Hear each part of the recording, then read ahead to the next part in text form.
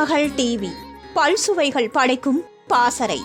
இளையராஜா மணிரத்னம் இணைந்து பணியாற்றிய கடைசி திரைப்படமான தளபதியில் ஒவ்வொரு பாடலும் தனிரகம் என்றே சொல்லலாம்.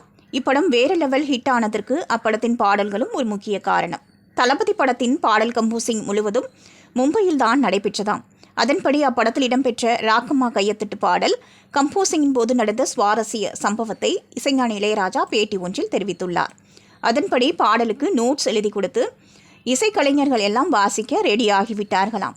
அந்த நேரத்தில் மணிரத்னம் வந்து, ராஜா, இந்த பாடலில் தான் ஹீரோயின் என்ட்ரி இருக்கும் என்று சொன்னேனே, மறந்துட்டீங்களா என்று கேட்க, அட அதை மறந்துட்டேனே மணி என சொன்ன கையோடு தன்னுடைய உதவியாளர் ஒருவரிடம், உனக்கு தேவாரம் பாடல் தெரியுமா என கேட்க, அவரும் தெரியும் என சொல்லி குனித்த புருவமும் என தொடங்கும் ஒரு தேவாரம் பாடலை சொல்லியிருக்கிறார்.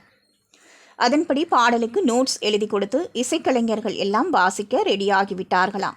உடனே கோரஸ் பாட வந்த பெண்களிடம் அந்த தேவாரம் பாடல் வரிகளை கொடுத்து பாட சொல்லி இருக்கிறார் இளையராஜா. அவர்கள் பாடிய பின்னர் ராக்கம்மா கையத்தட்டு பாடல் ஆரம்பிக்கும்படி கம்போஸ் செய்திருந்தார் இளையராஜா. இதை பார்த்த பாம்பே இசைக்கலைஞர்கள் வாயடைத்து போய்விட்டார்களாம். சில நிமிடங்களில் தேவாரம் பாடல் வரிகளை வைத்துக்கொண்டு இளையராஜா செய்த அந்த மேஜிக் அவர்களை மெய்சிலிருக்க வைத்ததாம். அந்த பாடல் என்றளவும் மக்கள் மனதில் நீங்கா இடம் பிடித்துள்ளது குறிப்பிடத்தக்கது. திருமகள் டிவியை லைக் செய்து உங்கள் நண்பர்களுக்கும் ஷேர் செய்வதுடன் சப்ஸ்கிரைப் செய்து ஆதரவு தாருங்கள்.